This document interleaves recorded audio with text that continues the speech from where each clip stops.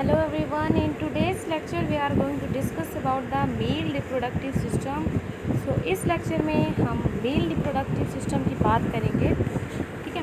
सो चलिए स्टार्ट करते हैं। So guys, the mail reproductive system जो है वो पेल्विक रीजन में प्रेजेंट होता है, ठीक है। सो फर्स्ट ऑफ ऑल इसमें हम बात करेंगे कि मेल रिप्रोडक्टिव सिस्टम में कौन कौन सी चीज़ें उसको कंस्टिट्यूट करती हैं।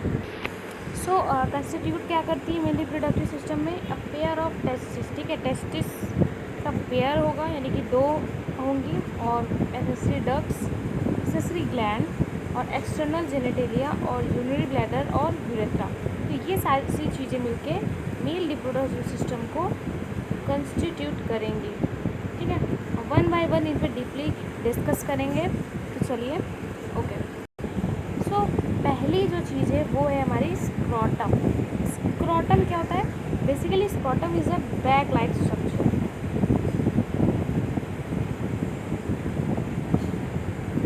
ओके, ये एक बैग लाइक स्ट्रक्चर होता है, ठीक है। जो स्ट्रक्चर भी देख लेते हैं इसका, कुछ इस तरीके से होता है स्क्रोटम। और स्क्रोटम के अंदर जो है यहाँ पे टेस्टिस होते हैं, दो पेयर ऑफ देखे थे वो टेस्टिस यहाँ पे प्रेजेंट होते हैं, ठीक है, इनसाइड स्क्रोटम।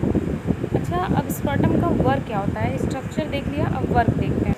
सो ये आपको मेंटेन प्रोवाइड करता है, मतलब कि एक मेंटेन प्रोवाइड करता है टेम्परेचर का, यानी कि अप्रोप्रिएट टेम्परेचर जो मेंटेन करके रखता है स्पर्म के प्रोडक्शन के लिए, ठीक है। स्पर्म का प्रोडक्शन हो सके उसके लिए ये अप्रोप्रिएट टेम्परेचर आपको प्रोवाइड करेगा, ठीक है। कौन? स्क्रोटम।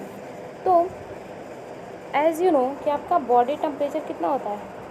37 डिग्री सेल्सियस, ठीक है। और स्पर्म के प्रोडक्शन के लिए आपको 35 डिग्री सेल्सियस की ज़रूरत होती है, ठीक है। ये आपका बॉडी टेम्परेचर हुआ, और ये आपका temperature need for sperm production, ठीक है। ये स्पर्म के प्रोडक्शन के लिए इतना आपको नेसेसरी है, ओके।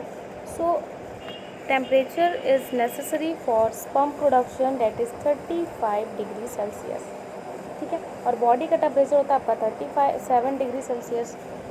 तो 2 से 2.5 degree Celsius less than to the body का टेम्परेचर को स्पर्म के प्रोडक्शन के लिए टेम्परेचर चाहिए होगा। इसीलिए जो स्क्रोटम है वो आउट ऑफ द बॉडी देखने को मिलता है, ठीक है। वो बॉडी के आउटसाइड होता है, ताकि उसे जो स्पर्म है उसके प्रोडक्शन के लिए एक एप्रोप्रिएट टेम्परेचर मिल सके, ठीक है। So now next thing is the testis. जैसा कि मैंने आपको ऑलरेडी बताया कि जो टेस्टिस है वो पेयर में होती है, ठीक है, और साथ ही साथ प्रेजेंट होती है इनसाइड स्क्रोटम, ठीक है। ये दोनों बात आपको ऑलरेडी पता है, ठीक है। मैं आपको ऑलरेडी बता रखी है कि इनसाइड स्क्रोटम जो है वो टेस्टिस प्रेजेंट होता है, ठीक है। और पेयर में होते, जैसे 1 और ये 2 पेयर में हुआ, और ये आपका स्क्रोटम हो गया, ठीक है, और ये आपकी टेस्टिस हो गया, ठीक है। सो अब इसके बारे में और देखते हैं हम टेस्टिस के बारे में। सो टेस्टिस जो है ना, जो टेस्टिस है वो 4 से 5 सेंटीमीटर इन लेंथ होगी और 2 से 3 सेंटीमीटर इन विड्थ होगी, ठीक है। सो ये इसका फिजिकल हो गया। अब इनसाइड टेस्टिस इवन कुछ 250 कंपार्टमेंट्स देखने को मिलते हैं। कितने कंपार्टमेंट्स? इवन 250 कंपार्टमेंट देखने को मिलते हैं,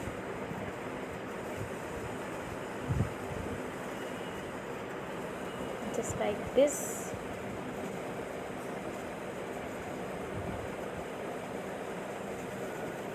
कुछ इस तरीके से, ठीक है।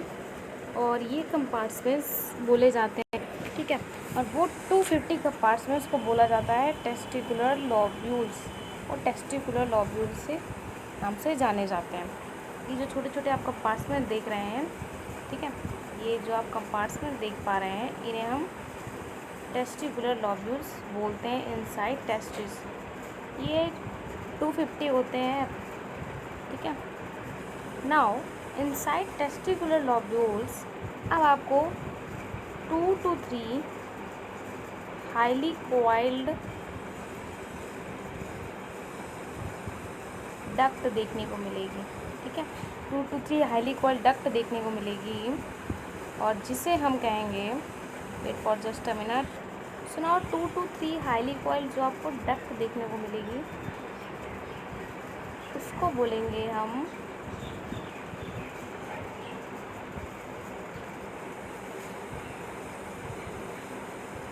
सेमिनिफेरस ट्यूब्यूल्स, ठीक है। तो उसको बोलेंगे हम सेमिनिफेरस ट्यूब्यूल्स। जस्ट लाइक कि ये बहुत ही हाईली कोइल्ड होती है, ऐसे बहुत ज़्यादा कोइल्ड होती है ये, ऐसे देखने को आपको मिलेगा, ठीक है। अब आपको इनसाइड सेमिनिफेरस ट्यूब्यूल्स 2 तरह की सेल्स देखने को मिलेंगी, ठीक है। 2 टाइप्स ऑफ सेल्स देखने को मिलेंगी, और वो 2 टाइप्स ऑफ सेल कौन कौन सी हैं, ठीक है। जो 2 टाइप की आपको सेल देखने को मिलेंगी इनसाइड सेमिनिफेरस ट्यूब्यूल्स, पहली है जर्म सेल और दूसरी आपकी सर्टोली सेल, ठीक है। सो ये 2 तरह की सेल्स देखने को मिलेंगी आपको inside seminiferous tubules.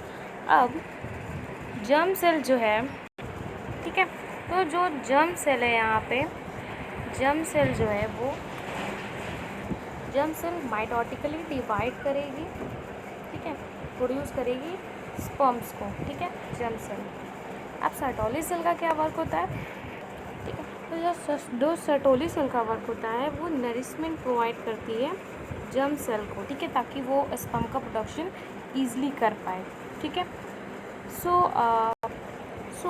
Outside space of seminiferous tubules, यहाँ पे बहुत सी ब्लड वेसल्स पाई जाती हैं, तो उससे हम बोलते हैं इंटरस्टिशियल स्पेस और लीडिंग सेल, ठीक है। सो नाउ अब इनका क्या काम होता है, लीडिंग सेल्स का, ठीक है। सो सिक्रीट करती हैं ये मेल सेक्स हार्मोन को, male sex hormone that is androgen and testosterone, ठीक है। सो लीडिंग सेल का भी वर्क आपने समझ लिया, एंड आई होप आपको ये समझ में आया होगा टेस्टिस वाला पार्ट, ठीक है। So guys in next video हम बात करेंगे एक्सेसरी डक्ट्स के बारे में, ठीक है, कि कौन कौन सी accessory ducts male reproductive system में पार्टिसिपेट करती हैं। तो तब तक के लिए थैंक यू।